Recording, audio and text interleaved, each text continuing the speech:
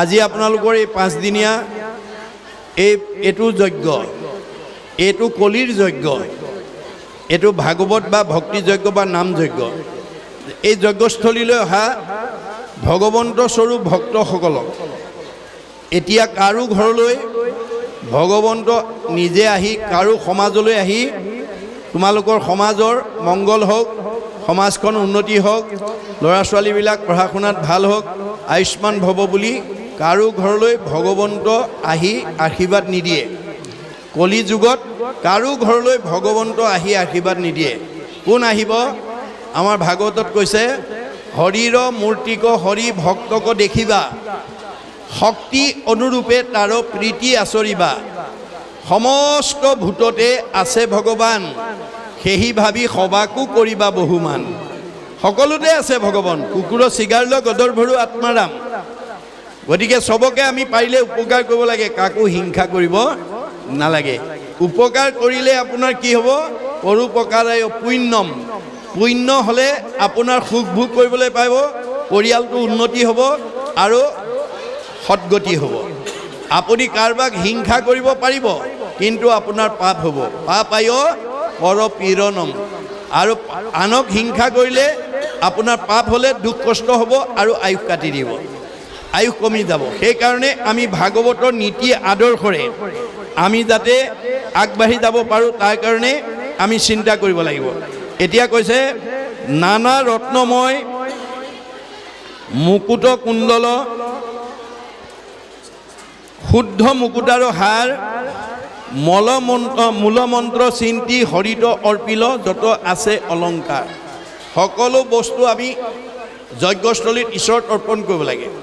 আৰু এই যজ্ঞস্থলীলৈকে অহা ভগৱন্ত স্বৰূপ ভক্তসকলক যাতে আমি শক্তি অনুসৰি প্ৰীতি আচৰিব লাগে। প্ৰত্যেকজন ভকতে আপোনাৰ সেৱকী পৰিয়ালটোৰ আদৰ অভ্যৰ্থনাত যাতে সন্তুষ্ট হৈ যায়, তাৰ কাৰণে আমি প্ৰত্যেকজন সদস্যই যদি অকণমান নিজৰ কায়িকভাৱে অকণমান যদি ত্যাগ স্বীকাৰ কৰোঁ, আমাৰ সেইটো হ'ব অক্ষয় পুণ্য। আমাৰ সেৱকী গাঁওখনৰ সেৱকী পৰিয়ালটোৱে ইয়ালৈ অহা ভকত বৈষ্ণৱবিলাকক যদি এষাৰ মাতি আনি বহাই, কোনোবাই তামোল এখন, কোনোবাই চাহ একাপ দি আদৰ অভ্যৰ্থনা কৰে, তেতিয়াহ'লে ঘূৰি যাওঁতে কি ক'ব? বৰ ভাল লাগিল, মাধুৰী হেৰিয়ালৈ গৈ, মাধুৰী মলাগাঁও অনুষ্ঠানলৈ গৈ বৰ ভাল লাগিল। এই বুলি যদি ভকতে ভাল লাগিল বুলি কয়, তেতিয়া সজনৰ আশীৰ্বাদে মিলে কৃষ্ণৰ প্ৰসাদ, তেতিয়া আমাক কৃষ্ণই কৃপা কৰিব। আৰু আমাৰ ভকত বৈষ্ণৱ তৃণমূল ঘৰখনৰ সমাজখনলৈ আনৰ অতিথিসকল আহিলে প্ৰত্যেকজনে ভগৱন্ত স্বৰূপ জ্ঞান কৰি, কাৰণ ভগৱন্ত এতিয়া পোনপটীয়াকৈ নাহে, কৃষ্ণক পাইবাৰ জানা ভকতিহে পন্থ, ইহাক কহে গীতা ভাগৱত গ্ৰন্থ। গীতা ভাগৱতে কৈছে, কলি যুগত কৃষ্ণক পাবলৈ হ'লে ভকতিৰ মাধ্যমেদি পাব লাগিব। আৰু সেই ভকতিটো ক'ত কৰিব লাগিব? ভকতত ভকতি দানে কৰু গুৰু দায়া তনয় অধিক। আমাৰ ভকতিটো ভকতত কৰিব লাগিব। কেনেকৈ? নিজৰ জন্ম দিয়া ল'ৰা ছোৱালীকেইটাতকৈও আমি শ্ৰদ্ধাৰে কৰিব লাগিব। সেইকাৰণে উদ্ধৱক যাবৰ সময়ত কৈছে, ব্ৰহ্মা হৰ হলায়ুধ লক্ষ্মী প্ৰিয় জায়া। হে উদ্ধৱ, মই ব্ৰহ্মাকো ভাল পাওঁ, দাদা বলুভদ্ৰকো ভাল পাওঁ, শিৱকো ভাল পাওঁ। এওঁলোক তিনিজনতকৈ মোৰ ভাৰ্যা লক্ষীক মই বেছি ভাল পাওঁ। লক্ষীতকৈও পৰম সুন্দৰ মোৰ দেখা ইটো কায়া। মোৰ নিজৰ ভাৰ্যাজনীতকৈও মোৰ নিজৰ কাইটো দেহটো বেছি ভাল পাওঁ। আৰু নিজৰ দেহটোতকৈও সবাতো অধিকা তুমি মোৰ প্ৰিয়তম, নাহি আন বান্ধৱ উদ্ধৱ তুমি সম। যে মোৰ নিজৰ দেহটোতকৈও ভকতক ভাল পাওঁ। আমি ভগৱন্তক ভাল পাওঁ, ভগৱন্তই ভকতক ভাল পায়। সেই ভকতৰ যদি পদধূলি আমাৰ সমাজৰ পৰে, আমাৰ ঘৰখনত পৰে, আমাৰ ঘৰখনৰ মংগল হ'বনে নহয়? নিশ্চয় হ'ব। সেইকাৰণে আমি এনেধৰণৰ কৰ্ম আঁচনি সামূহিকভাৱে বছৰত এবাৰ সমূহীয়াভাৱে ল'ব লাগে। আৰু আমাৰ ব্যক্তিগতভাৱে নিজৰ ঘৰত পাৰিলেতো সদায়, নোৱাৰিলে সপ্তাহত, নোৱাৰিলে পষেকত, নোৱাৰিলে মাহেকত, নোৱাৰিলে 3 মাহত, নোৱাৰিলে 6 মাহত, নোৱাৰিলে বছৰেকত এবাৰ হ'লেও আমাৰ ভকতৰ পদধূলি আমাৰ গৃহত কৰিবই লাগিব। এয়া 24 অৱতাৰৰ অন্যতম অৱতাৰ পৃথুৱে কৈছে, যাহাৰ গৃহত নুহি উপগত একান্ত হৰি ভকত তাৰ গৃহ ছয় সৰ্পৰ আলয় মহন্তৰ ইটো মত যিখন ঘৰত বছৰত এবাৰো ভকতৰ পদধূলি নপৰে সেইখন ঘৰত দুখ বেদনা ঈৰ্ষা হিংসা কুৰ্চুট কপট বেমেজালি বেছি হৈ থাকিব মনত থাকিব সেইখন ঘৰ কেতিয়াও শান্তিত আগবাঢ়ি যাব নোৱাৰিব সেইকাৰণে আমি ভাগৱতৰ পৰা এই মতবোৰ বুটলি নিব লাগে নি শক্তি অনুসৰি কাৰোবাৰ অৱস্থা ভাল মাধুৰী মলাগাঁও কাৰোবাৰ অৱস্থা ভাল 100 জনক মাতিছে কাৰোবাৰ অৱস্থা বেয়া 10 জনক মাতক তাকে কিন্তু দিল খুচিকে দেই ভকতৰ সেৱাত কৃপণালী নকৰিব ভকতৰ সেৱাত আপুনি দিল খুচিকে দিব আপুনি দুহাতে দিব আপোনাক চাৰিহাতে দিব আপুনি এগুণ কৰিব আপোনাক অনন্ত গুণ দিব এক গুণ লগাইলে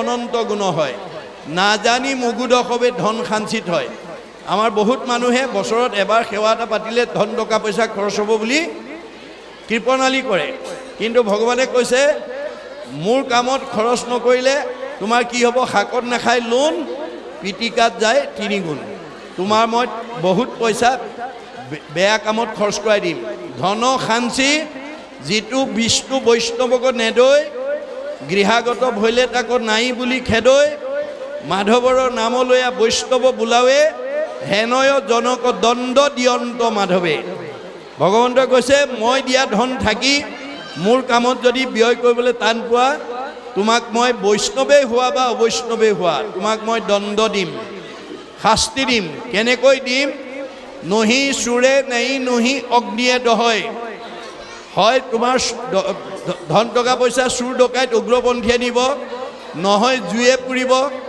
নহয় আকস্মিক দুৰ্ঘটনা বেমাৰ আজাৰ হৈ ডাক্তৰে খাব নহয় কাজিয়া পেচাল লাগি কেছ মামলা লাগি পুলিচে খাব সিমানতো মই ৰেহাই নিদিওঁ হা ধন বুলি পাছে কান্দে ৰাও বান্ধি ঘৰে ঘৰে ভিক্ষা মাগে কৃষ্ণ কৃষ্ণ বুলি মোৰ কামত খৰচ নকৰা মানুহৰ পইচাটো মানে ধন থাকি খৰচ নকৰা মানুহক মই পিছৰ জন্মত ভিক্ষাৰী কৰি পঠিয়াই দিম আৰু মোৰ নাম লৈ ভিক্ষা খুজিলেহে তেওঁ সেই পাপৰ পৰা বা সেই দুখৰ পৰা মুক্ত হ'ব পাৰিব আপোনালোকে গাড়ীয়ে মটৰে ট্ৰেইনত গ'লে দেখিব যি জনগোষ্ঠীয়ে ভিক্ষাৰী নহওক সদায় ভগৱন্তৰ নাম লৈ ভিক্ষা কৰে এয়া ভাগৱতৰ দৰ্শন গতিকে আমি ভাগৱত পঢ়ি শুনি আমাৰ সঞ্চিত অৰ্থ যাতে আমি সৎ প্ৰয়োগ কৰিব পাৰোঁ তাৰ কাৰণে আমি গুৰুত্ব দিব লাগিব ন্যায় উপাৰ্জিত বিত্ত শুদ্ধ আতিশয় সেই বিত্তে ভগৱন্তক পুজিবে লাগয় আমি সৎভাৱে উপাৰ্জন কৰা ধনেৰে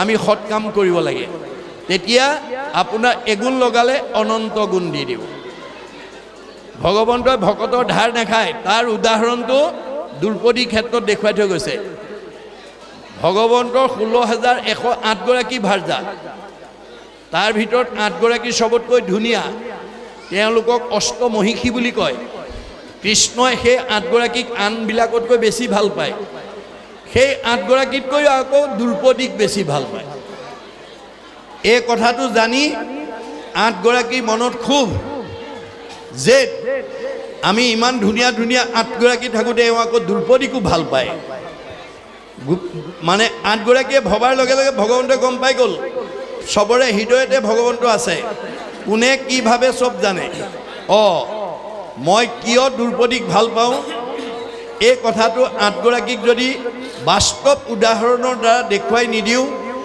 অনাগত দিনত এওঁলোকে মোৰ তাৰ ওপৰতে ক্ষোভ কৰি থাকিব জেদ কৰি থাকিব গতিকে সেই 8 গৰাকী মনৰ ভাৱটো সংস্কাৰ কৰি দিয়াৰ উদ্দেশ্যে তেওঁ তাৎক্ষণিকভাৱে কৰ্ম আঁচনি লৈ অস্ত্ৰ পৰিচালনা কৰি আছে আৰু দ্ৰুপদীক আমন্ত্ৰণ জনাইছে অস্ত্ৰ পৰিচালনা কৰি থাকোঁতে হঠাতে আঙুলি কাটি তেজ ওলাল 8 গৰাকীয়ে কৃষ্ণৰ আঙুলি তেজ ওলোৱা দেখি ফটা কাপোৰ বিচাৰি ভিতৰলৈ সোমাল সেই মুহূৰ্ততে দ্ৰুপদী আহি তেওঁৰ সন্মুখত থিয় হ'ল আৰু কৃষ্ণৰ আঙুলি তেজ ওলোৱা দেখি তেওঁ অকণো অপেক্ষা নকৰি পিন্ধি যোৱা শাৰীখনৰ আঁচল এটা ফালি তৎক্ষণাৎ কৃষ্ণৰ আঙুলি বান্ধি তেজ ৰাখি দিলে বাকী 8 গৰাকীয়ে ফটা কাপোৰ লৈ আহি দেখে দ্ৰুপদীয়ে আঙুলি বান্ধিলে ভালেতো এওঁক ভাল পায় সেইদিনাহে বুজি পাইছে কৃষ্ণই দ্ৰুপদীক কিয় ভাল পায় দৈহিকভাৱে নহয় কৃষ্ণই ভক্তিত ভাল পায় তেওঁলোক সংস্কাৰ হ'ল কিন্তু দ্ৰৌপদী এটুকুৰা বস্ত্ৰ ধাৰ লাগিল। এটুকুৰা বস্ত্ৰৰ ধাৰ বস্ত্ৰৰূপে পৰিশোধ কৰি দিছে। কোনদিনা? ৰজস্বলা অৱস্থাত যিদিনাখন দুঃশাসনে দ্ৰৌপদীৰ বস্ত্ৰহৰণ কৰিছে, সেইদিনাখন বস্ত্ৰৰ ধাৰ বস্ত্ৰৰে পৰিশোধ কৰি দিছে। দ্ৰৌপদীক যদি দিয়ে, আমাক নিদিব কিয়? এই বিশ্বাসটো লাগিব। সেইকাৰণে দাৰ্শনিক পতি কৈছে, পণ্ডিতে কৈছে, to be faithful to your land will be faithful to you. আপুনি মাটিডৰাক বিশ্বাস কৰি খেতি কৰিবলৈ শিকক। মাটিডৰাই বিশ্বাস ভংগ নকৰে। আপুনি ভগৱানৰ ওপৰত বিশ্বাস ৰাখি কৰ্ম কৰক, ভগৱানে কেতিয়াও আমাৰ বিশ্বাস ভংগ নকৰে। এই তথ্যবিলাক আমি জানিব লাগিব। তাৰপিছত কৈছে যে সুগন্ধিত ধূপ, ঘিতৰ প্ৰদীপ, লক্ষে লক্ষে উচৰ্গিলা, পিষ্টক মোদক, নৈবেদ্য যতেক, মাধৱত নিবেদিলা। মনত ৰাখিব, ধূপ জ্বলালে গোন্ধ থকা ধূপ জ্বলাব দেই। কাঠি বেছি থকা দাম কম ধূপ লগাই লাভ নাই। কাৰণ ধূপৰ গোন্ধে প্ৰদূষণ বায়ু সংশোধন কৰে। সেইকাৰণে ভাগৱতত কি বুলি কৈছে, সেই যজ্ঞস্থলীত ব্যৱহাৰ কৰা ধূপবিলাক সুগন্ধি ধূপ লগাইছে। ভাল গোন্ধ থকা ধূপ আনিব। আমাক কিছুমানে কাঠি বেছি থকা গোন্ধ থাকক বা নাথাকক, দামটো কম হ'লেই হয় আৰু সেইটো নানিব, আনি লাভ নাই। কাৰণ গোন্ধ নথকা ধূপ লগাই আপুনি কোনো লাভৱান নহয়। গতিকে কম কাঠিয়ে হওক, আপুনি গোন্ধ থকা ধূপ আনি ঘৰৰ পুৱা গধূলি জ্বলাব, ঘৰখন প্ৰদূষণ মুক্ত হ'ব। এই তথ্য আমাক দিছে। কি বুলি কৈছে? সুগন্ধিত ধূপ, গোন্ধ নোহোৱা ধূপৰ কথা কোৱা নাই, সুগন্ধিত ধূপ, ঘিতৰ প্ৰদীপ, ঘিউৰ চাকি জ্বলাইছে, লক্ষ লক্ষে উচৰ্গিলা, ভগৱানৰ ওচৰত উচৰ্গা কৰিছে। পিষ্টক মোদক, নৈবেদ্য যতেক, মাধৱত নিবেদিলা। যিমানবিলাক খাদ্যদ্ৰব্য সকলো ভগৱন্তক অৰ্পণ কৰিছে। গতিকে কৃতাঞ্জলি কৰি নমস্কাৰ কৰি জপিলা সহস্ৰ নাম, হাজাৰ নাম জপ কৰিছে। কৰি আছে স্তুতি, পৰি পৃথিৱীত কৰিলা বহু প্ৰণাম। মাটিত পৰি তেওঁলোকে ভগৱন্তক হাজাৰ নাম জপ কৰি আৰাধনা জনাইছে বা প্ৰাৰ্থনা জনাইছে। অনন্তৰে উঠি মহামনতুষ্টি, বকিলা পুনু পূজা ক। তাৰপিছত পুনৰ তেওঁ মনৰ সন্তুষ্টি কৰি পূজা সেৱাত বহিছে। মাধৱৰ অংগ উপাংগ যতেক, পুজিলন্ত দাসম্ভাগ। এইটো হৈছে আমাৰ ৰূপ ধ্যান। আমি ভগৱন্তক উপাসনা কৰিবলৈ দুটা পদ্ধা দিছে। মুখে বোলা নাম, হৃদয়ে ধৰা ৰূপ, এতেকে মুকুতি পাইবা কহিলো স্বৰূপ। ভগৱন্তৰ নাম ল'বলৈ হ'লে আশ্ৰয় ল'ব লাগিব তেওঁ। শৰণে নাম দিব, ভজনে ৰূপ দিব। গতিকে আমি মৰিবৰ সময়ত এই দুটা আমি কৰি যাব লাগিব। জং জং অপি স্মৰণ ভাৱং তেজতে অন্তে কলে বৰম, তম তমেই বৈতি কৌন্তে সদা তৎ ভাৱ ভাবিত। হে কুন্তীসুত ধনঞ্জয়, যাবৰ সময়ত যি ভাৱনা লৈ যাবা, ভাৱনাৰ অনুকূল জন্মটো পিছৰ জন্মত ধাৰণ কৰিব লাগিব। শংকৰদেৱে তাকে ভাঙনি কৰিছে। মৰিবাৰ বেলা যাক চিন্তি মৰৈ নৰ, উপজিয়া পাৱে পাছে সেহি কলে বৰ। মৰিবৰ সময়ত আপুনি যি চিন্তা কৰি মৰিব, সেই ৰূপটো আপুনি ধাৰণ কৰিব লাগিব। এতিয়া আমি কেনেকৈ মৰিব লাগিব? মুখে বোলা ৰাম, হৃদয়ে ধৰা ৰূপ, এতেকে মুকুতি পাইবা কহিলো স্বৰূপ। তাৰ কাৰণে আমি 12 বছৰত ল'ৰা ছোৱালীক শৰণ অনগল হ'লে ভজন দিব লাগিব। শৰণে নাম দিব, ভজনে ৰূপ দিব, তেতিয়া আপোনাৰ জীৱটোৱে পৰম গতি পাব। এতিয়া আমাৰ সমাজত বহুতে কি কৰে, শৰণ নিদিলে বোৱাৰীয়েকৰ হাতে শহুৰ শাহুৰ বা ভকতে নাখায় কাৰণে শৰণটো দিয়াই ভজন দিবলৈ ভয় কৰে আৰু শৰণ অনগল নকৰে। কিয়? বোলে শৰণতে ইমান নিয়ম নীতি মানিব লাগে, ভজনততো আৰু নিয়ম নীতি নাই। এতিয়া সেইকাৰণে এজন দাৰ্শনিক পণ্ডিতে কৈছে, মানুহৰ আটাইতকৈ ভয় ভাল মানুহ হ'বলৈ। শৰণ ভজন ল'লেই বেয়া নিয়ম, বেয়া খাদ্য, বেয়া ভাৱ, বেয়া চিন্তা, বেয়াবোৰ এৰি দিব লাগিব। বেয়াবোৰ এৰি দিলে ভাল হৈ যায়। ভাল হ'লে, ভাল হোৱাৰ ভয়তে এতিয়া শৰণ ভজন নলয়। কাৰোবাৰ যদি এইটো ভয় আছে, এৰিব দেই। আপুনি ভজন নোলোৱাকৈ পূৰ্ব জন্মৰ পুণ্যৰ ফলে আপুনি এই মাদুৰী মলা গাঁৱত ককা ঘৰৰ তলত থাকিব পাৰিব, গাড়ী মটৰত ঘূৰিব পাৰিব, দামী পোছাক পিন্ধিব পাৰিব, দামী আহাৰ খাব পাৰিব, কিন্তু আপোনাৰ জীৱটো এই তিনিটা লেয়াৰৰ ভিতৰতে ঘূৰি থাকিব লাগিব। পুনৰপি জনমম পুনৰপি মৰণম, পুনৰপি জনমম পুনৰপি মৰণম। দাৰ্শনিক পণ্ডিতে কৈছে sing of Hari with his firm in heart, no other virtue is greater than Nam's word. মুখে বোলা ৰাম, হৃদয় ধৰা ৰূপ, এটিকে মুকুতি পাইবা কহিলো স্বৰূপ। এই তথ্য মহাপুৰুষে দিছে। গতিকে আমি এই আচৰণবিলাক কৰিব লাগিব, তেতিয়াহে আমাৰ লাভ হ'ব। অৰ্জুনক কৈছে মোৰ ভক্ত যিটো নোহে ভিন্নতাৰ বোল, মৰিবাৰ বেলা কৰে হিয়াকুল বিয়াকুল, লোকে সোমৰাৱৈ বোলে বোলাৰাম হৰি, তাক নুবুলিয়া মৰৈ আয়ৈ বাপ বুলি। আজিৰ দৰে ভকতৰ সংগলৈ যি মানুহ নাহে, যি ল'ৰা ছোৱালীক নপঠায়, যি ল'ৰা ছোৱালীয়ে মুখত কৃষ্ণৰ নাম নলয়, যি মানুহে মুখত ঈশ্বৰৰ নাম নলয়, ই মৰিবৰ সময়ত কৃষ্ণ বুলি কোৱা বুলি ক'লেও ক'ব নোৱাৰে। গতিকে মৰিবৰ সময়ত যি ভাৱনা লৈ মৰিব লাগে সেই ৰূপ ল'ব। এতিয়া আমাৰ চতুৰ্থ স্কন্ধত পুৰঞ্জন ৰজাৰ আখ্যান এটা দিছে। পুৰঞ্জন ৰজাই মৰিবৰ সময়ত ঈশ্বৰৰ নামটো লোৱাৰ বিপৰীতে ঘৈণীয়েকৰ নামটো ল'লে। ঈশ্বৰৰ ৰূপটো চিন্তা কৰাৰ পৰিৱৰ্তে ঘৈণীয়েকৰ ৰূপটো চিন্তা কৰিলে। মুখখন এনেকুৱা, কাণখন এনেকুৱা, নাকটো এনেকুৱা, ইমান দিনে খুৱাই পিন্ধাই আছিলোঁ, এতিয়া মই যামগৈ, কোনেনো পিন্ধাব, কোনেনো খুৱাব, পঞ্চতংগত। পুৰঞ্জনে স্ত্ৰী ৰূপ চিন্তিয়া মনত, স্ত্ৰী হুয়া উপজিলে ঘোৰ সংসাৰত।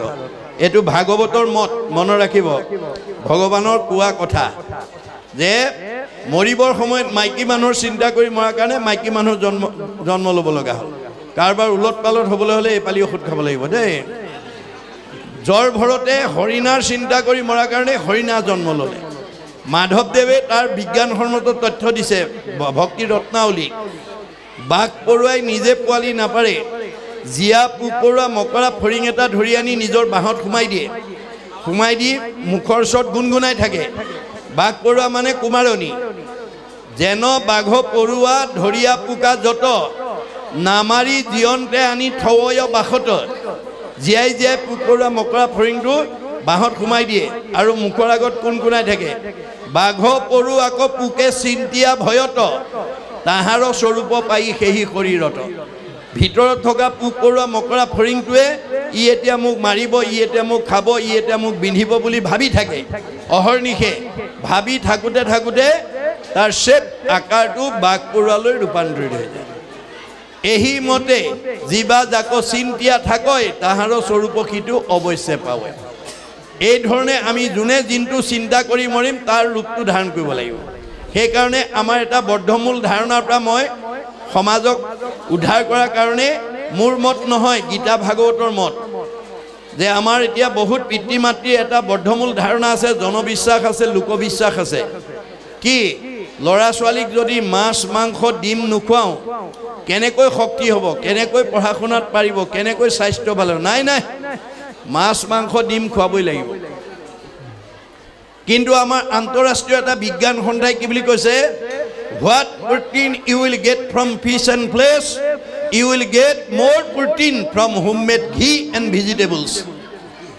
আপুনি মাছ মাংস ডিম খাই শৰীৰত যিটো প্ৰটিন পায়, তাতকৈ আপোনাৰ ঘৰত বনোৱা ঘিউ আৰু শাক পাচলি খালে অধিক প্ৰটিন পায়। Fish and flesh spread disease only. মাছ মাংসই আমাৰ শৰীৰলৈ বেমাৰৰ বীজাণু কঢ়িয়াই আনে। আপোনালোকক এসপ্তাহ সময় দিছোঁ, প্ৰমাণটো চাব। 7 দিন পুৱা দুপৰীয়া গধূলি, পুৱা দুপৰীয়া গধূলি মাছ মাংস ডিম, মাছ মাংস ডিম নিজেও খাই থাকক, ল'ৰা ছোৱালীকো খুৱাই থাকক। এসপ্তাহৰ পিছত দেহৰ খবৰ লওক, গম পাই যাব। বদ হজম, গেছ, বিষ ইত্যাদি ইত্যাদি। কিন্তু নিৰামিষ গোটেই বছৰ খাওক নহয়। প্ৰকৃতি জগতলৈ চালেও তাৰ উদাহৰণ দেখা পাওঁ। বাঘ সিংহ মাংসহাৰী, হাতী তৃণভোজী। আয়ুস কাৰ বেছি? হাতীৰ। ধৈৰ্য কাৰ বেছি? হাতীৰ। এইটো যদি সঁচা হয় আমাৰতো মিছা হ'ব নেকি? গতিকে আমি বিশ্বাসেৰে ল'ব লাগিব। সেইকাৰণে মই বিভিন্ন ঠাইত কৈছোঁ যে আজিৰ তাৰিখলৈকে যিসকলে মাছ মাংস ডিম খাই আছে, কালিৰ পৰা এৰি দিব নালাগে। কিন্তু খাওঁতে ভগৱানক এটা কথা ক'বলৈ নাপাহৰিব, কাৰণ আপোনাৰ হৃদয়তে ভগৱন্ত আছে। সমস্ত ভূতৰে মই আছোঁ হৃদয়ত। কি কাৰণে আছোঁ? যা দৃশি ভাৱনা জৈছ সিদ্ধি ভৱতী তাত দৃশি। যোনে যেনেকৈ ভাবে তেওঁ মনৰ ভাৱনা তেনেকৈ পূৰণ কৰিবৰ কাৰণে আছোঁ।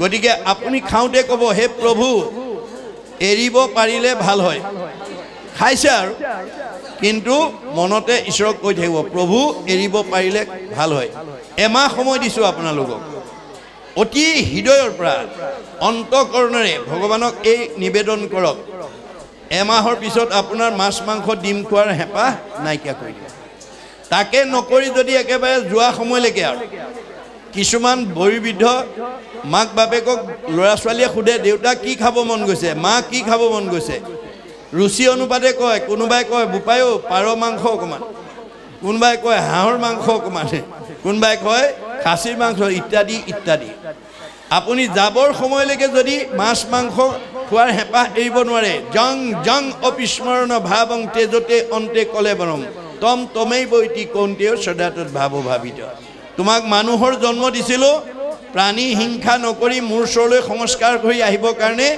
তুমি কিন্তু যোৱাৰ সময়লৈকে প্ৰাণী হিংসা হেঁপাহ এৰিব নোৱাৰিলা যিটোজনে প্ৰাণীৰ দ্ৰোহক আচৰে কাটি মাৰি আপোনাৰ প্ৰাণ তৃপ্তি কৰে মৰিয়া নৰক ভুঞ্জে অসুৰ জুনি পায় পাছে ব্যাঘ্ৰ সৰ্প শুয়া ফুৰে মাংস খায় ভগৱানে কৈছিলে তোমাক মানুহৰ জন্ম দিছিলোঁ সংস্কাৰ হৈ মোৰ ওচৰলৈ আহিবৰ কাৰণে তুমি একেবাৰে যোৱাৰ সময়লৈকে মাছ মাংস খোৱা হেঁপাহ এতিয়া জেগাত দি দিছোঁ যিমান খোৱা খাই থাকিব